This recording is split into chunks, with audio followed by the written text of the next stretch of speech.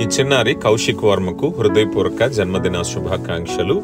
మరి కౌశిక్ వర్మ పుట్టినరోజును పురస్కరించుకుని వారి యొక్క అమ్మమ్మ గారు రమణ కువైట్ దేశంలో ఉంటున్నారు. వారు ఈరోజు పేదలకు ఆకలి తీర్చడానికి ఆహారానికి స్పాన్సర్ చేశారు.